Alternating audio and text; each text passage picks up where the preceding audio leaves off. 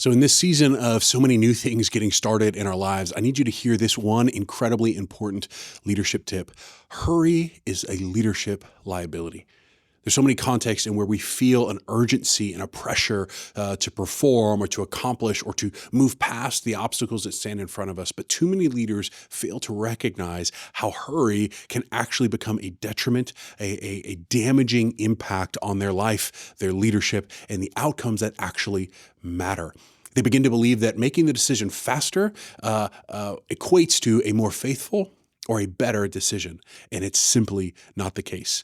What I need you to understand is that in our world today, we've got access to more data, more insights, more opinions and perspectives than we ever had before. And that begins to place on us as leaders these pressures, these perceptions as if people around us have better insight than us, or all of a sudden are going to be expressing either real insight or false judgments around us in our life and our leadership. But leader, I want you to hear this. Those pressures aren't going to provide the clarity you need to make wise, effective, God-honoring decisions for the team that you lead and the organization that you lead within. So I want to give us three kind of frameworks to think through these things and to understand this problem that you and I are living in the midst of, so that we can respond differently in this moment than we have ever in the past. The first thing I want us to see is this. We need to understand that the wisest leaders slow down internally so that they can see and act with clarity and faithfulness.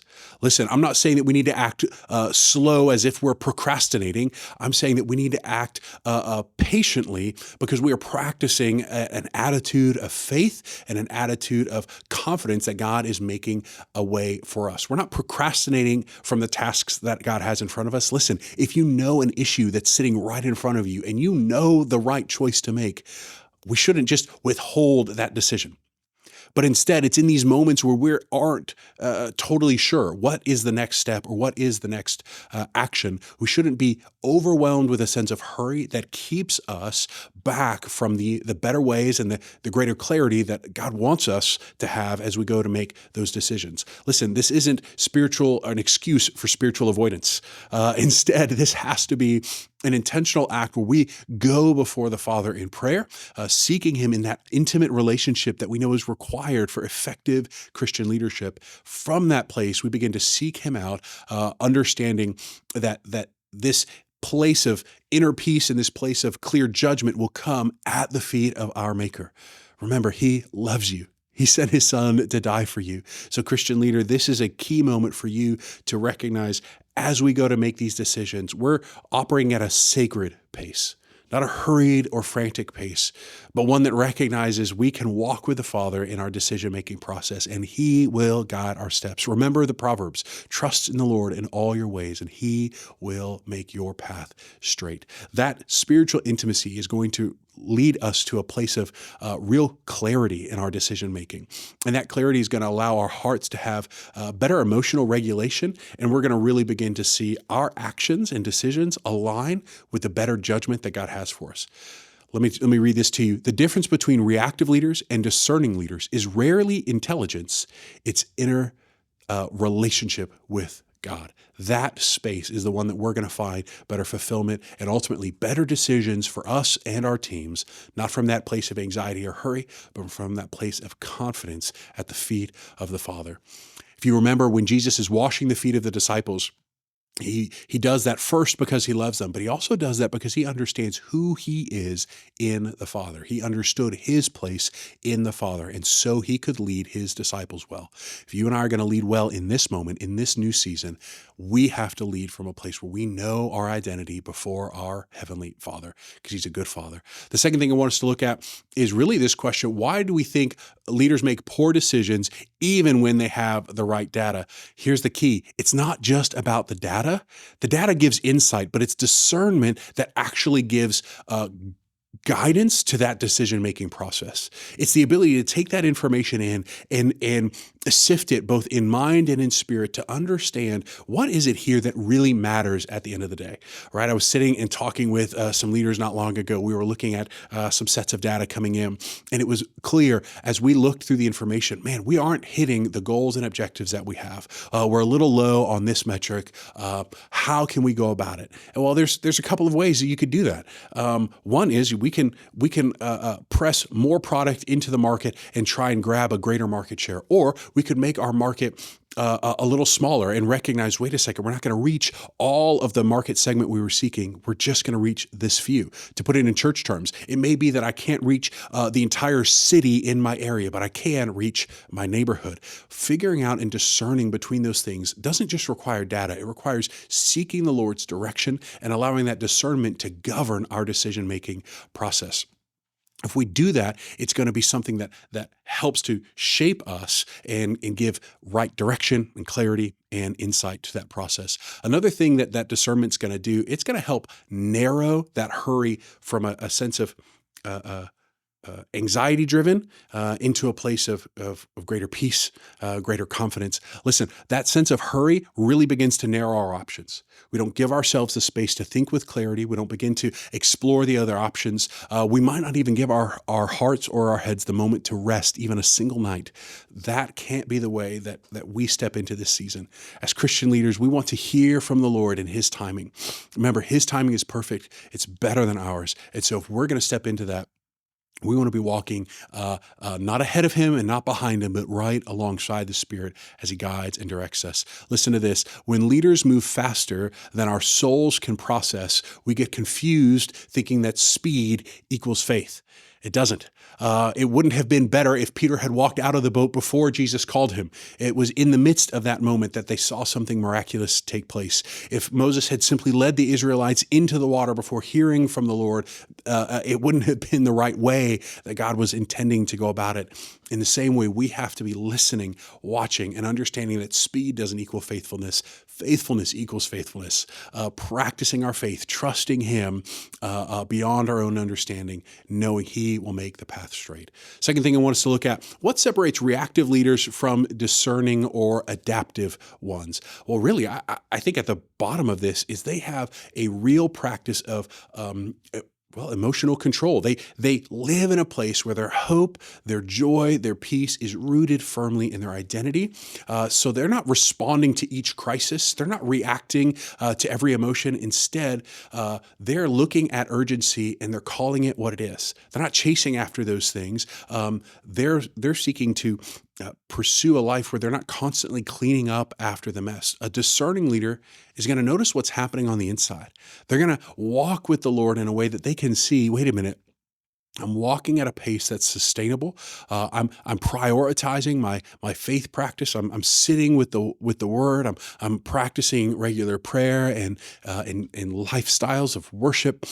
Those kinds of behaviors are the behaviors, attitudes, and actions of people who aren't overwhelmed, over urgent, and missing the decision-making guidelines and process that God's given us. Listen, hurry is a leadership liability. It's not us moving faster toward our goal.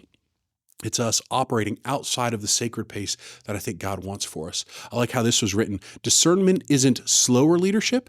It's leadership that avoids expensive mistakes. If you're an effective Christian leader today, you understand that we are to steward the resources God's given us. That doesn't just mean our finances. It means our time, our talent. And that's true for our entire team. If we want to be effective leaders, we want to help our team understand the gifts, talents, and resources they've been entrusted with and how to practice good stewardship in the midst of those. Fast decisions will not always equal better results. They just equal faster decisions, and they often equal bigger messes to clean up in the end. We don't want to live or lead from that kind of an attitude or perspective. I want to give us a couple of practical tools that can help us do some personal examination. So here's some of the self-reflection questions. Number one, where did I feel rushed or pressured today? Think on that for a second. Where have you felt rushed or pressured today? That kind of rush and pressure is a key element where you can begin to reflect and go, wait a second, God, this is a place where I'm not walking at the sacred place that you've called me to. I'm feeling these external liabilities that are not mine to carry, or that I'm just missing some pieces on. God, I want to sit at your feet, put these before you, and seek your direction and your insight. I'm going to seek some Christ-like mentors to speak truth into my life around these things and help me make those decisions. I'll give an example from my own life.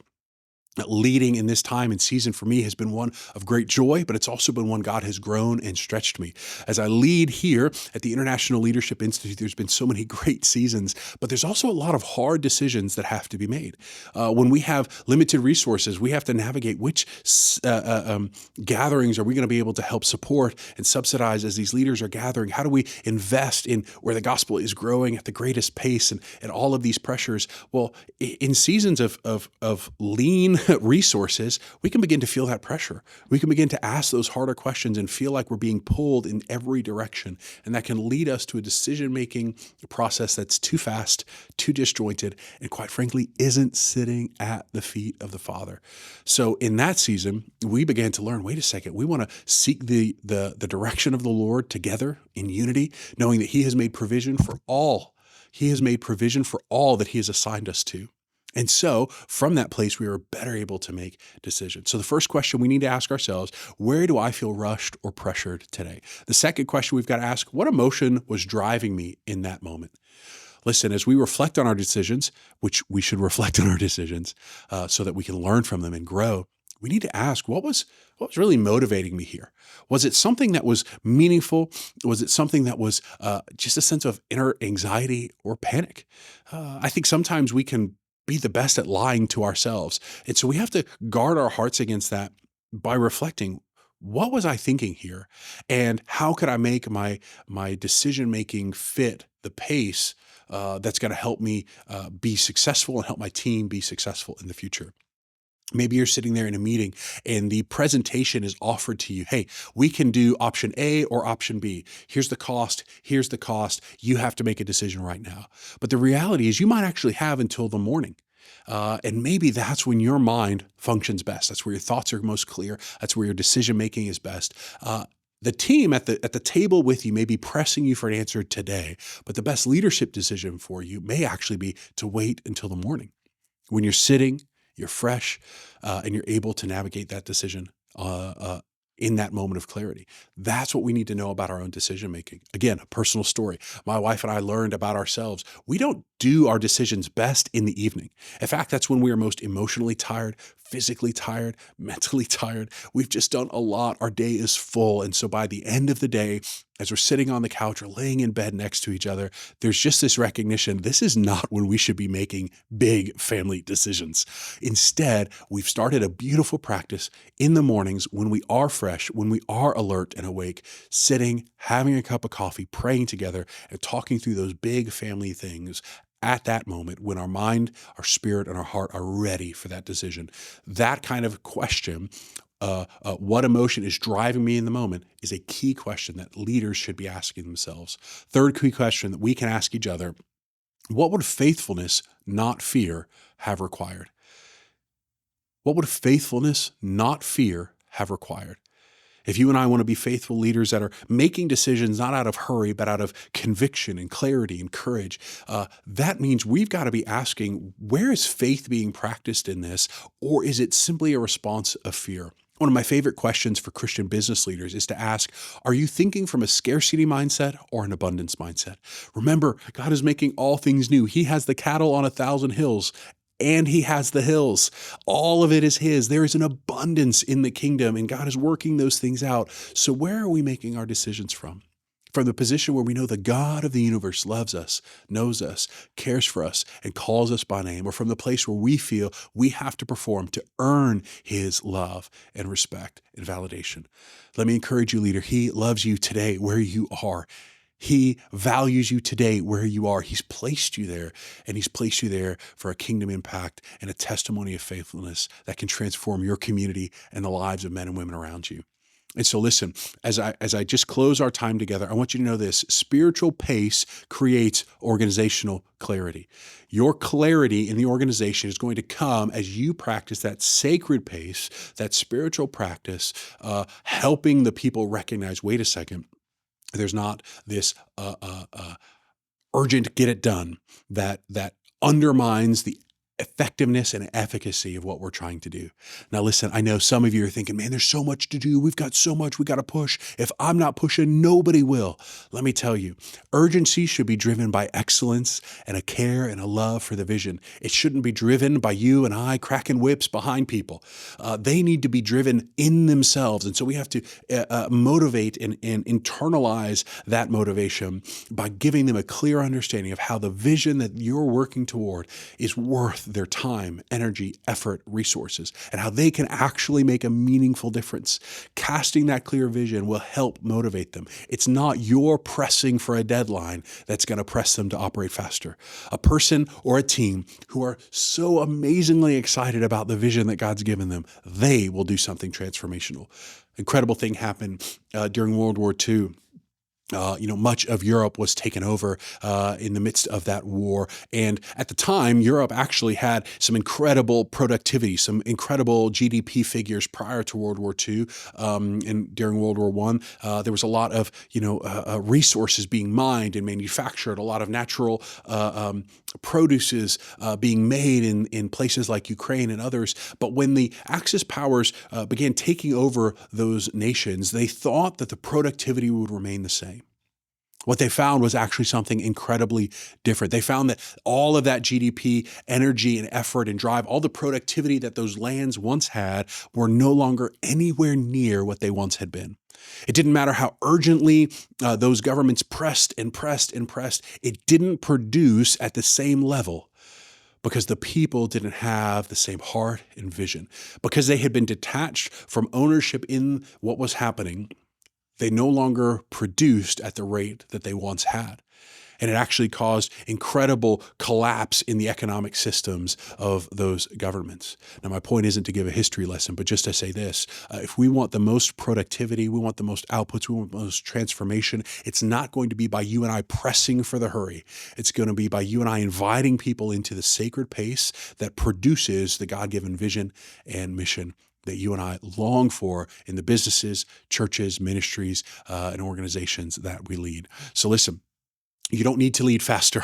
You just need to lead with greater clarity of vision. That's how you get people to move forward in their own life and leadership. This is a moment where so many people are starting new things, where there's so many elements that could be in front of you. Don't begin to believe that your sense for hurry is a blessing.